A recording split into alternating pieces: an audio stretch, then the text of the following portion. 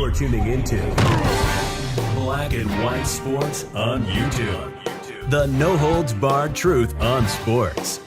The main event starts now. All right, Black and White Sports supporters. Well, I don't know exactly what's going on when it comes to Pat McAfee and ESPN. Now, we know a while back Pat McAfee had a very public issue with an executive involving ESPN named Normie Williamson, and Normie is gone. All right, he's gone.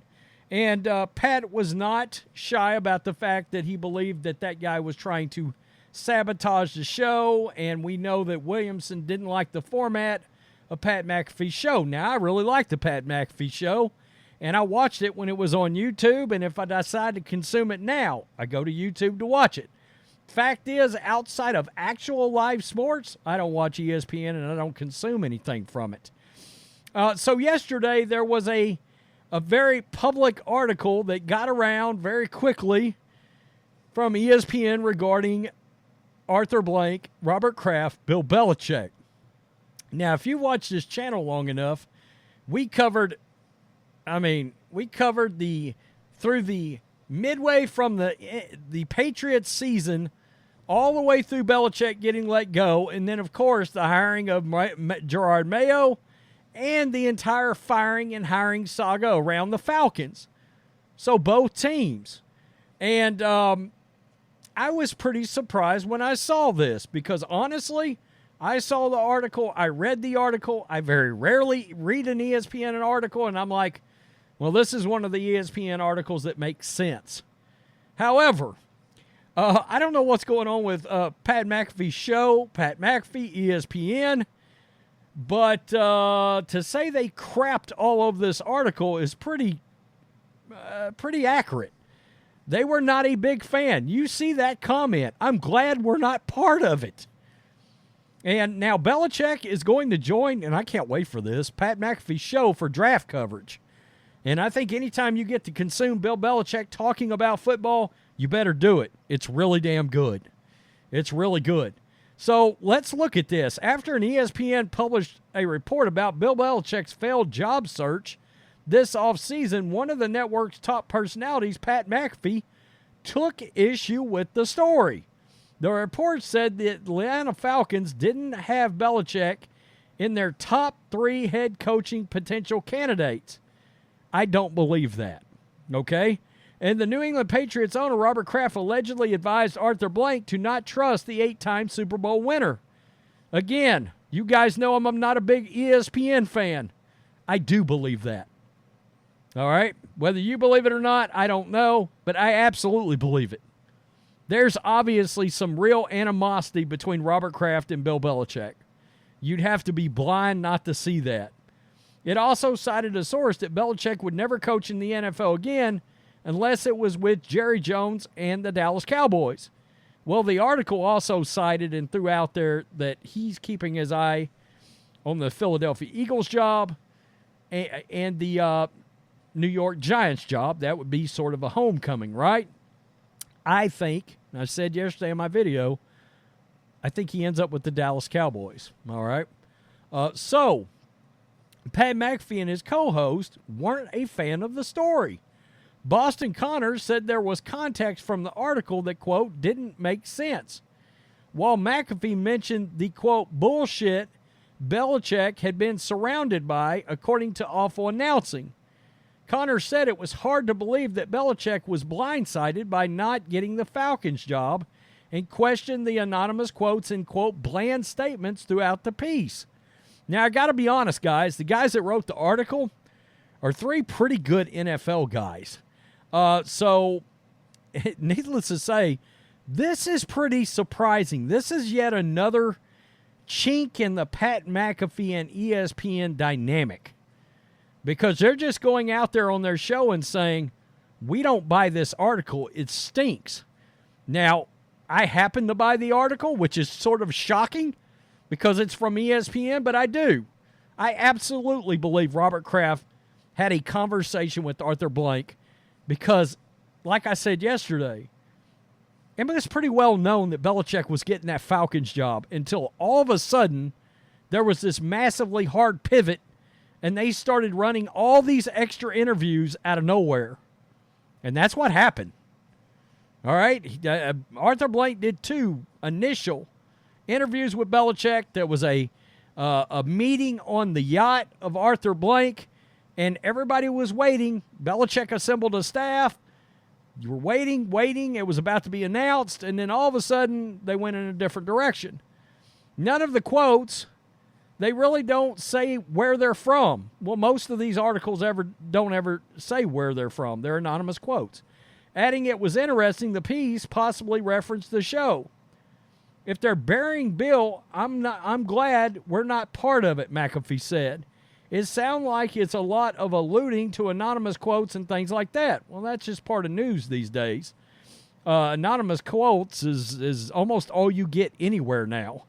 Then McAfee announced Belichick would be joining the draft spectacular.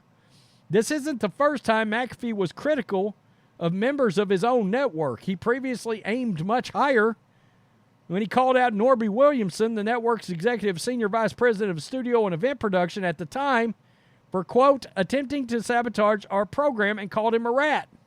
Well, that's not where this stopped, okay? Come over to the New York Post, and this is what Connor Campbell would go on to say about, and Wickersham, Seth Wickersham, Jeremy Fowler, and Don Van Natta Jr. are the guys that put this lengthy article, and it's a long-ass read, together. Now, some of it read as a Belichick hit piece. I didn't like that. But after seeing the dynasty and how Robert Kraft, that came across as so negative towards Belichick, I believe this story, and I wondered about it anyway. When that job fell through, I was like, is there any chance the Patriots have a hand in this? Quote, some of the things are just clear bullshit. Adding that he took notes by hand and what he thought was wrong about the story. Now, Wickersham came out and said, we stand by our reporting. They said that Belichick, that Bill was blindsided that he didn't get the job. And he said that was hard to believe because they were looking at 14 candidates. And they hired Raheem Morris. Well, come on now. I'll be the first to tell you this. All those other interviews didn't start creeping out until after that second Belichick interview. And then it looked like he was going to get the job. And then next thing you know, boom, an announcement about Jim Harbaugh interviewing. Boom, an announcement about Mike Vrabel interviewing. And then Raheem Morris and all these other guys, right? And it goes on to talk about, it talked about Belichick in the Falcons front office. Now, he had told them that he was willing to work with all those guys, all right? But, I mean, I never believed that Belichick was going to be thrilled about that. And one thing was clear. It sounded to me like the Falcons front office was a bunch of betas and that they were scared to be in the room with Bill Belichick. Well, he's the greatest mind in the history of football with at least arguably with Bill Walsh and Vince Lombardi. So the 3 greatest minds in the history, Belichick's one of them. And it sounds to me like they didn't want to have to compare brain pans with the guy. Well, maybe that intimidated them. I don't know. But the most interesting part of all this, whether McAfee and them agree with it or not or whatever, is the fact that once again, we got the Pat McAfee show coming out and verbally presenting their distaste with ESPN and people inside ESPN. And the funny thing is, guys that are considered very respected NFL writers at ESPN. So whether they believe the story or not is not of a lot of consequence. I do believe the story.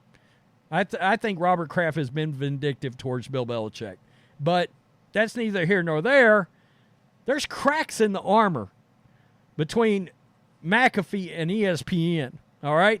I think a lot of that's got to do with Aaron Rodgers, right? I love Aaron Rodgers coming on that show, and I love the fact that Pat McAfee lets his guys and Aaron Rodgers, and I guess Bill Belichick, who's going to be on the draft special, which I can't wait for, but all these things, I love the fact that he doesn't put any constrictions on these guys. He just lets them ride, lets them cook, all right? And they cooked ESPN here. which is very interesting. I'm glad. I love the fact that they're objective. It's kind of odd in this sense because they actually don't believe the story. I believe almost nothing from ESPN, and I do believe this story because the story to me makes a lot of sense in a lot of ways. There is no planet you will tell me Robert Kraft and Arthur Blank did not have a conversation, and a lengthy one, about Bill Belichick. I won't believe that. If that doesn't smell like NFL owners doing their thing and all their stuff behind the scenes, man, you're not paying attention to NFL owners. You're really not. Because I absolutely believe that conversation happened. And he was like, man, I'll tell you, I'd think long and hard about it. He tanked our franchise for how many years, blah, blah, blah. He wanted to get rid of Tom, all that stuff. And then Arthur Blank's like, I don't know. Maybe I need to think about it. You get the point. It's going to be very interesting going forward to monitor Pat McAfee and ESPN, I think. I would love to see him pivot back to YouTube only and be that more independent brand. Tell me what you think. Peace. I'm out. Till next time. Thanks for watching the show. Be sure to like, comment, and subscribe. Be sure to tune in next time on Black and White Sports.